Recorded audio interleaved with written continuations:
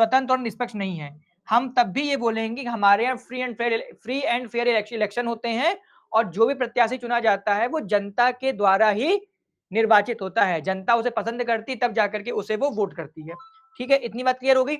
इतनी बात क्लियर हो गई?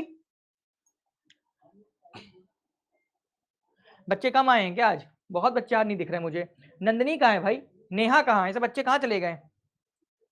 आज नेहा कहाँ है? नेहा भी नहीं आई है, नंदनी भी नहीं आई है। बाय, मैं जा रही सर को बता देना। हाँ, आर्या तो नहीं आई है।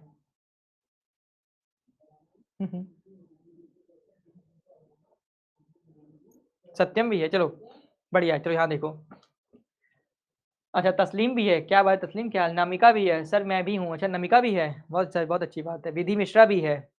चलो चलो चलो चलो चलो लो, अच्छा कहीं नहीं जा रहा मैं। आर्या नहीं आई है, हाँ आर्या तो नहीं आई है, लग तो ऐसे ही रहा मुझे। चलो, पिछले 50 वर्षों में हमारे देश में इस सामान्य नियम में थोड़े बहुत अपवाद आए हुए हैं। यही बात भारतीय चुनाव सिस्टम को लोकतांत्रिक बनाती है। ठीक है, कि कुछ भी दिक्कत हो जाए, कितनी परेशानियां हो जाएं, लेकिन चुनाव हमेशा बेटा कैसे होंगे?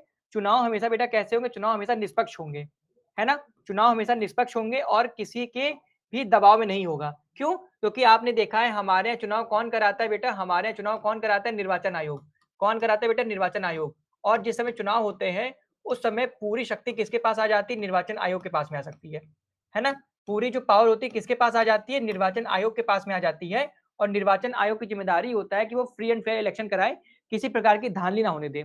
इनफैक्ट रूल एंड रेगुलेशन तक ये निर्मित करते हैं। गवर्नमेंट तक को ये डांट लगा सकते हैं, जितने अधिकारी हैं उनको भी उनका काम सिखा सकते हैं। सारी पावर किसमें आती है? निर्वाचन आयोग के पास आती है। जा रही थी थोड़ी देर में, जा रही जी थोड़ी देर में। आर्या शुक्ला आ गई हैं।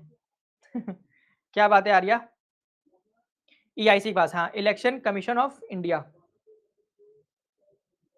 ईसीआई होता है बेटा, ईआईसी नहीं होता है। आर्या शुक्ला कह रही है हाँ जी हाँ जी हाँ जी हाँ जी। ड ड ड ड ड ड। Hello sir, good evening. Hello Arya, मेरी तबीयत खराब है। बाय ऐश्वर्या। बेटा तबीयत खराब है तो जाकर के दवाई लो और आराम से रहो, ठीक है? और कोई दिक्कत, कोई परेशानी? क्या बात है सर, क्या बात है बेटा, क्या बात है। मेरी सैलरी जान के क्या करोगे भाई? मिठाई देने वाले हो मुझे? तमन्ना बेटा पूछो। जब आप थोड़े ज्यादा गंभीर मसलों पर गौर करके कुछ सवाल उठाएंगे तो तस्वीर थोड़ी अलग लगेगी। क्या लोग पूरी समझदारी और क्या चुनाव मैदान में सबको बराबरी का अवसर देता है? क्या कोई समाज न कि चुनाव जीतने की कल्पना कर सकता है? ये सब आपके सामने क्वेश्चन दिए गए हैं। ये सब आपके सामने क्वेश्चन है। ठीक है, आप अपनी बुद्धि का इस्तेमाल करिए और इन क्वेश्चनों का आंसर करिएगा। और ये मैं आपको दे रहा हूँ होमवर्क। ये जो यहाँ पर लिखे हुए हैं ये आपका है होमवर्क। इसे आप लोग मुझे अपनी नोटबुक में लिख करके देंगे, इन चारों क्वेश्चन को, इन चारों को। ठीक है, दो दो तीन तीन पॉइंट इसमें आप लिख करके देंगे मुझे, दो दो तीन तीन पॉइंट इसमें मुझे लिख करके आप लोग देंगे। ठीक है? ठीक है या नहीं? हाँ या ना, जल्दी बोलो, फटाफट बोलो हाँ या ना। और मुझे मेरे पास सबका आंसर आना चाहिए। और यसी, अगर तुमने आंसर नहीं किया कंटाप मार देंगे, बता दे रहे हैं। समझ में आया? आंसर आ जाना चाहिए। अभी तक मुझे यसी ने होमवर्क लिख के नहीं भेजा है कभी भी। अशांक भी आ गया। बेटा अशांक, ये चारों क्वेश्चन मुझे मिलने चाहिए। मुझे इसका आंसर आ जाना चाहिए किसी भी सूरत में। मैं तो भेजता हूँ सर, तस्लीम भेजता है। डरा रहे हैं सर आप तो मुझको। भेज दूंगी, हाँ बेटा डरा रहा हूँ, मैं डरा ही रहा हूँ, समझी? मैं डरा रहा हूँ।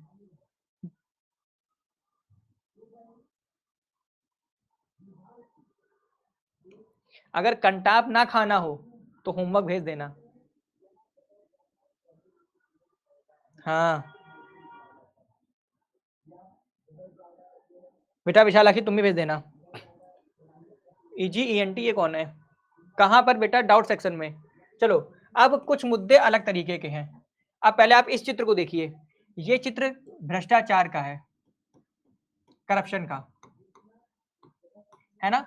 कि अपना काम करवाने के लिए मेज के नीचे से क्या दिए जा रहे हैं? पैसे दिए जा रहे हैं। अपना काम करवाने के लिए मेज के नीचे से पैसे दिए जा रहे हैं। तो कुछ एक ऐसे मामले बताया, क्या बताने वाली हो? मैं वेट कर रही हूँ। अनुष्का, अनुष्का अपनी धुन में लगी हुई, पता नहीं कहाँ बतिया रही है।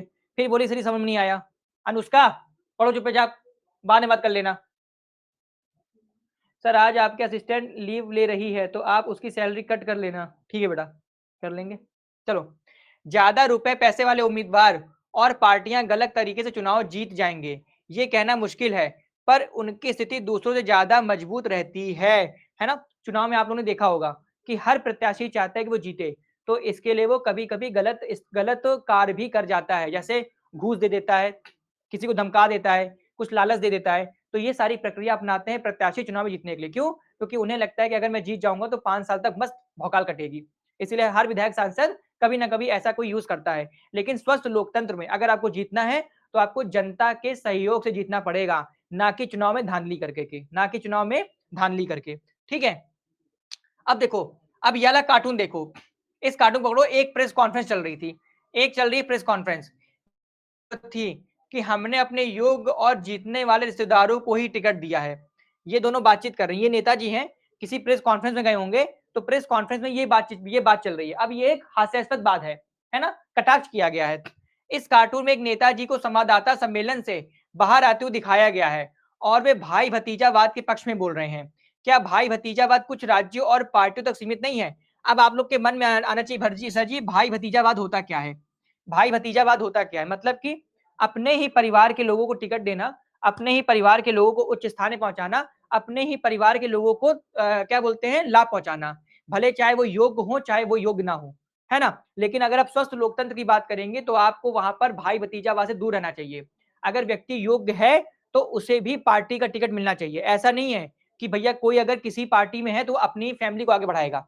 बाद में कुछ ऐसी पार्टियां हैं जिनमें आप देखेंगे उनकी उनका सारा खानदान नेता बना हुआ है।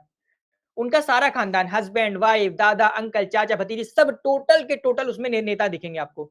मतलब उन्होंने अपने ही परिवार को आगे बढ़ा दिया।